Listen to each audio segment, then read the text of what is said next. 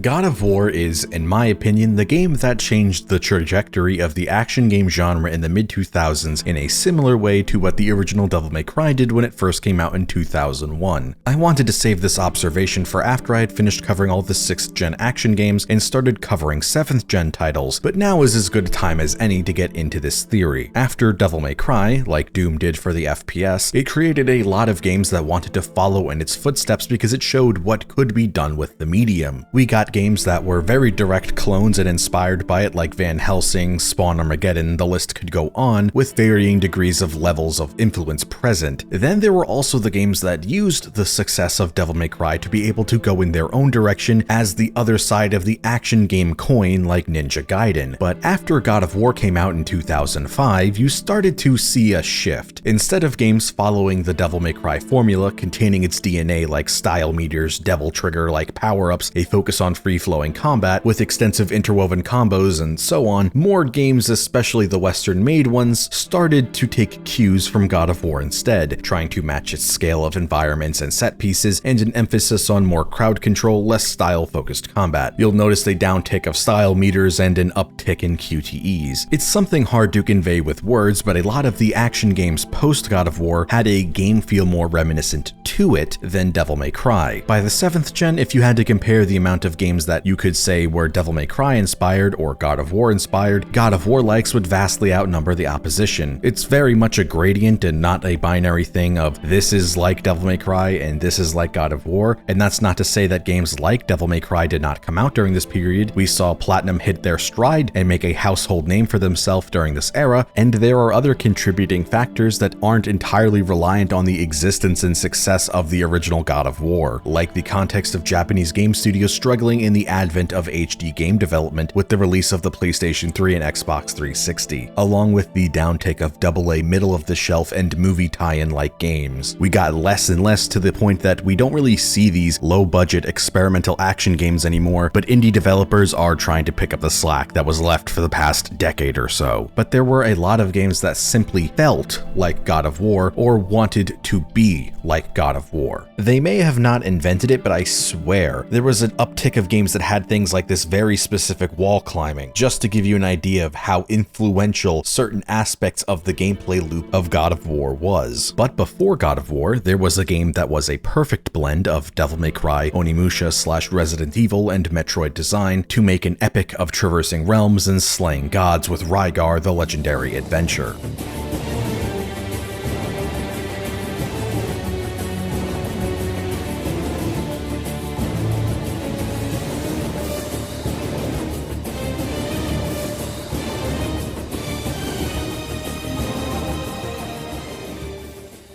Now I want to nip this talking point in the bud as fast as possible before it takes up all the oxygen in the room. Do I think that God of War ripped this game off? No. These games are really nothing alike outside of both having a main character that fights with a weapon on a chain and uses Greek mythology as a base for its narrative and aesthetics. Said weapons and characters don't play remotely alike. The stories have nothing in common unless you boil things down to their most basic aspects and are making massive stretches, and even then I would say they weren't that similar. It's like saying that Necrovision and Call of Duty World at War are the same game, and one of those has the evil pizza from Jimmy Neutron appear in the sky and talk to you. And even this comparison has more weight to it than between Rygar and God of War, because Necrovision actively makes fun of and parodies Call of Duty in certain bits. This is the Call of Duty.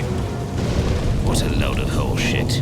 Like the previously covered Altered Beast, Rygar was originally an arcade side-scroller that would later be ported to the Commodore 64, ZX Spectrum, and a whole bunch of other shit that is too old for any of us to have ever played. The game we are covering in this video is its PlayStation 2 third-person reboot. Rygar is a warrior of Argus who has no memories other than war. He is fighting to bring peace to Princess Britney Spears. Seriously, this chick looks so much like Britney Spears that I had to look up if she was the face model or not, thinking that did she give her likeness and was a model for this game for some reason, like she was convinced it would be good for her popularity since other celebrities were hopping on this bandwagon, or knowing what we know now about her situation during the 2000s, was she forced by her crazy controlling abusers. For the longest time, I was so convinced it was her, especially with events that happened near the end of the game, which we'll get into later in the video, but to my understanding, it isn't actually Britney Spears doing a cameo from what digging I did. They just said fuck it and made a character that looks just like her. Illidan shows up with the Titans and smites Rygar down while taking Britney Spears captive. Rygar hears a voice calling out to him and is brought back to life, promising that he would never turn his back against evil. The first thing I really want to talk about is the aesthetics of this game. Now, this isn't to say that there weren't games like this. There definitely were others, but Rygar is such a vibrantly colorful game for something in the action, pseudo-character action genre. A lot of these games are very dark, gray, brown, or green, similar to DMC 1 through 3, but there is something almost pastel about the colors of this game. There are, though, still the colors that you would expect from this genre, time period in both the context of gaming and its location choices. The character designs and aesthetics are another thing I want to call attention to. They are something only found during the 6th generation. Graphics got good enough to make pretty close approximations to the human form, but it wasn't like now where you can do very detailed photorealism and face scans, so these games had this perfect blend and sweet spot of realistic designs and proportions, but also still had the essence of fantastical cartoonishness to them. At a glance, Rygar looks to have a realistic human male form, but then when you look at him long enough, you see the proportions are kinda off. I love this type of stuff. I'm sad to see that games moved away from designs and art direction like this in the advent of photorealism and hyper HD graphics. It's design techniques like this that help things like the game's opening CG cinematic hold up well. Sure, the people, especially their faces, have a rubbery, shiny finish to them, but otherwise contains interesting choreography, well-framed cinematography, and is just overall well-paced. The environments of this game are very impressive. You know me, I love my fixed perspective adventures where the art designers have full control of where you are going to be looking at all times, so they can make as interesting of a room as possible. The rooms are even destructible in this game, which most of the time doesn't do much beyond the visual spectacle of it, but I definitely gave Rygar a bit of CTE from letting part of this broken boulder fall on his head.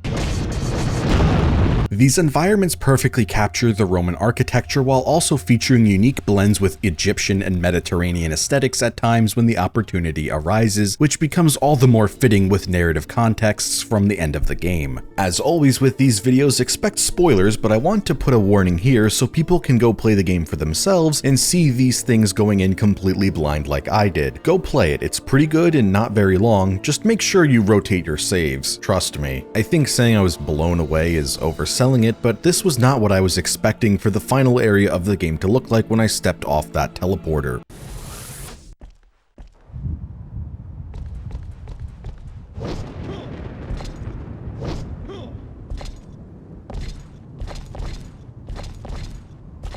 Yeah, those little floating islands off in the distance, you get to go to those. The scale of these areas is also further elevated from the level it reaches with the camera angles, color choices, and interactivity thanks to the really enjoyable soundtrack.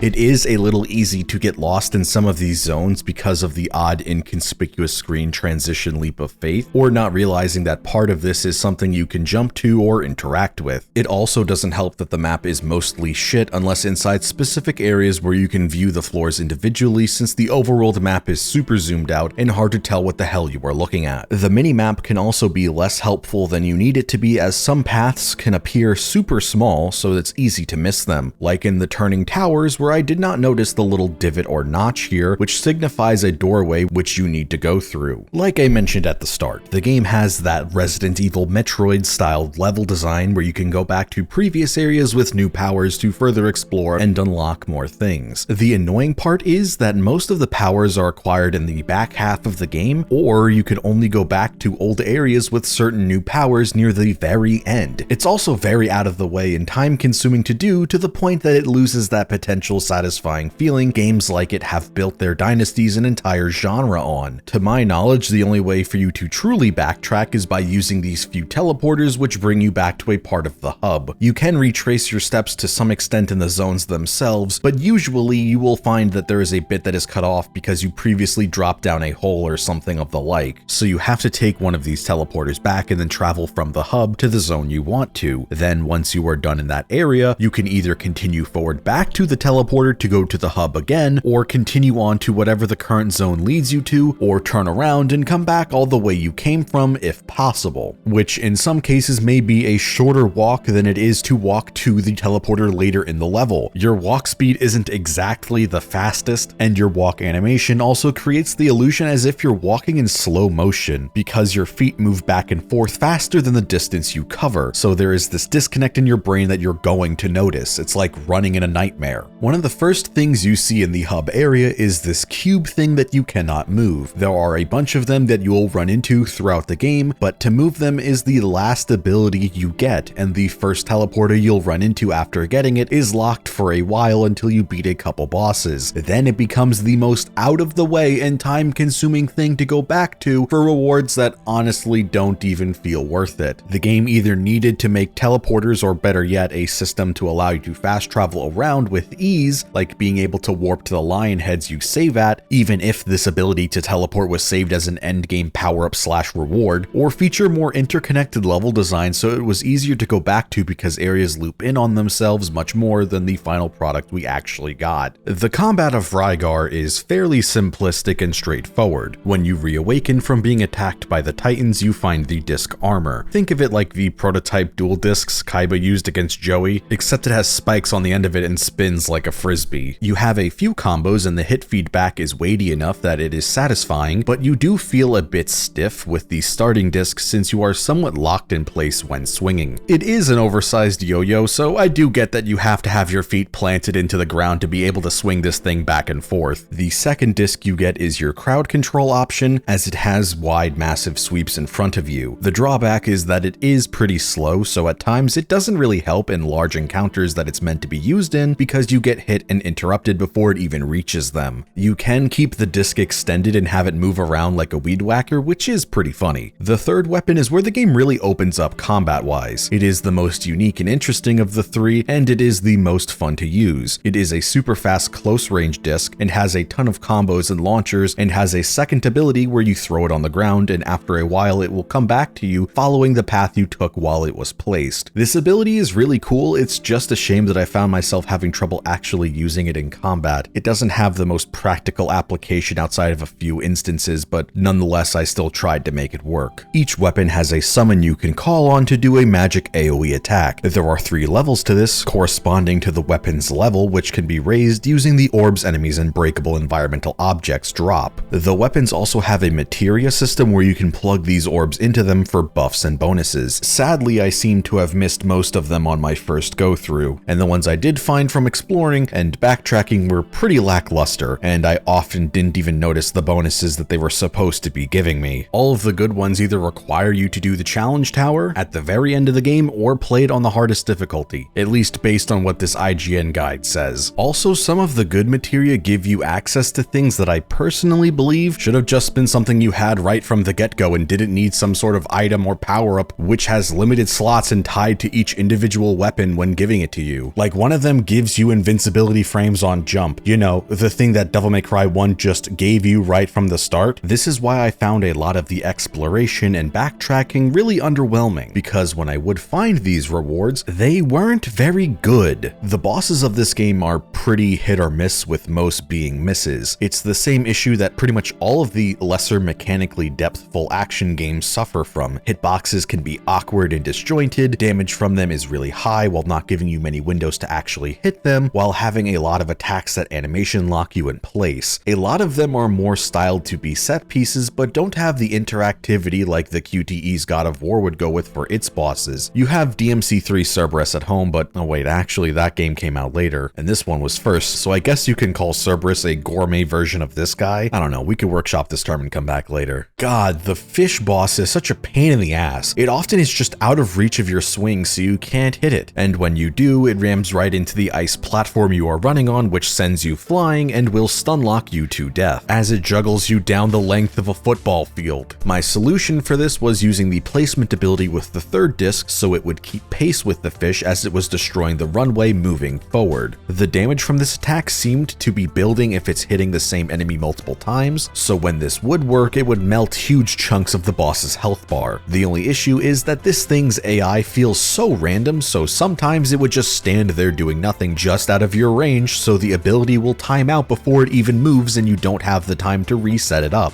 Otherwise, you risk getting stun locked down the football field again. Some bosses like the Red Boa are so hard to hit with your weapons that I only damaged them by using my summons. I was super lucky I had enough mana and mana items on me that I was able to do this, otherwise I would have just been stuck. Illidan is completely invulnerable when he has this red mist around him, and for some reason in my playthrough he just didn't turn it off like he did in other long plays that I consulted because I felt like I was doing something wrong. Fighting this guy feels like utter bullshit because you can't hit him, and the only times you would be able to is when he's flying over my head out in the sky completely out of my reach about to dive bomb me. I only beat him because on the attempt that I did, he actually turned off his playground total invincibility barrier and never turned it back on. The other aspect that hurts the bosses is their placement and the gauntlets they end up creating. There are a few spots in this game where you have back-to-back boss fights without the ability to save, heal, or get more resources. You can easily soft lock yourself if you are very unlucky, which is why I recommend to always be rotating your saves. It's a good habit to get into even if you aren't making videos on games and need access to specific points in games for footage. I almost completely trapped myself at one point because I beat the final boss of the first gauntlet and was left at 1 HP and had no way to heal myself, and nothing in the environment was dropping any items. So I had to carefully traverse the next area multiple times and slowly try to fight the second most obnoxious enemy in the game, hoping that one of them would drop a much needed heal. The final gauntlet is a real ballbuster. You have your fight with Illidan, who is revealed to actually be Aristotle, and you guys are interrupted by Britney Spears so she can have an MTV music video to get you guys to stop fighting. I'm not kidding, this isn't a joke. Imagine if in Devil May Cry 1, Trish jumped through a window during the third Nello Angelo fight and did this. What do you know about me?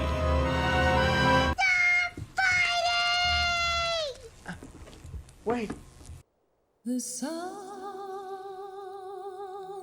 smiles down on us, this whole new world.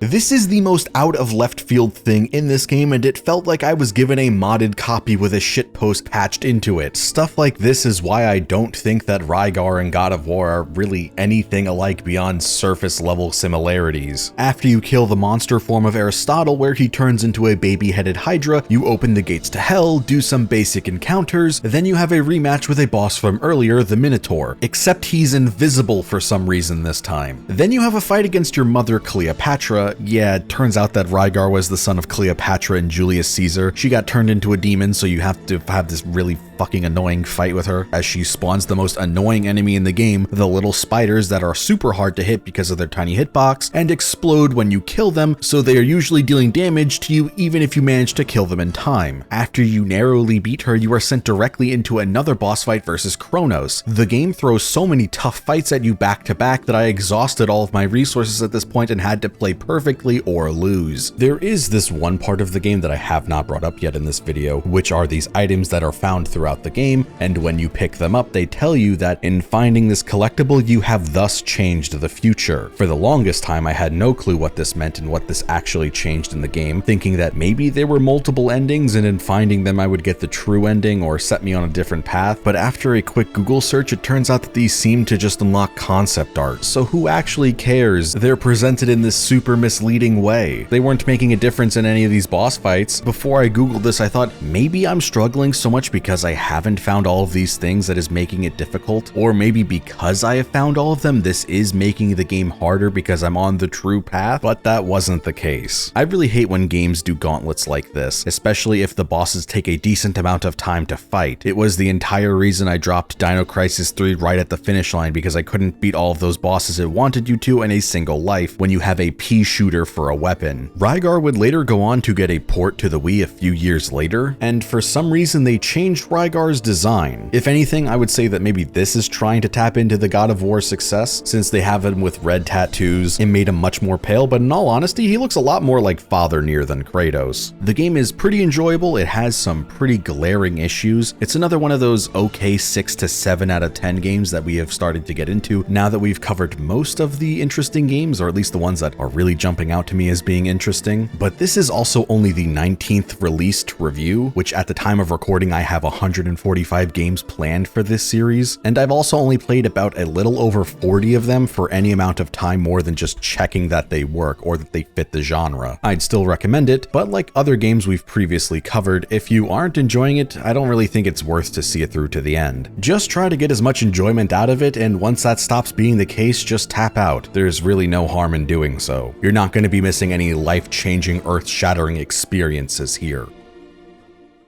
If you've made it this far into the video, I just want to say thank you for watching as always. If you really liked the video, then please leave a like, subscribe, and maybe pass the video around. If you want to support the channel and see more videos like this, maybe consider becoming a patron on Patreon. All patrons get access to videos a day early, along with a $3 tier allowing you to vote for upcoming multi-game reviews, a $7 tier where you get to see rough cuts of upcoming videos, and I am now going to shout out all of my $5 and up patrons who really help support the channel. Andy F, Bully, Densha, Turbo Chicken, Scary Dinosaur, Burley, Dev Welkin, Fish Kami, Jordan Bennett, Kevin Velasquez, Kohai Carmen, Lotto, Medi Not the Bad Guy, MGS Duh, Quartz, Samuel Egan, Sayin Heggy, Slemph Tingle, Speedo Weedo Wagon, Metal Cactus, Alec Joseph, Ben Johnson, Buckets, Chichometrius, Cursed Void, Ek Frazo, Filthy Fingers 69, Hardleg Joe, Jacob Hamilton, Lazy Titan, Leon, Nicholas Patinato, Vittori Bursky, Shisaji, Tabriz Sadiq, and Neutral Guy. Thanks so much, everyone. If you're a card game player of any kind, I have a TCG Player affiliate link in the description below. All purchases you make using my link will give me a small kickback. I also have a NordVPN affiliate link, so any plans that you get using my link will also help support the channel. As for what's coming out next, I have a lot of videos currently in the work trying to get a bunch of stuff out while it's ad season at the end of the year. This includes Capcom's JoJo Part 5 action game, a Halloween video that I'm desperately trying to rush to get it done in time, some more PS2 action games, and a couple more fun little surprises. As always, thanks for watching, and see you next time.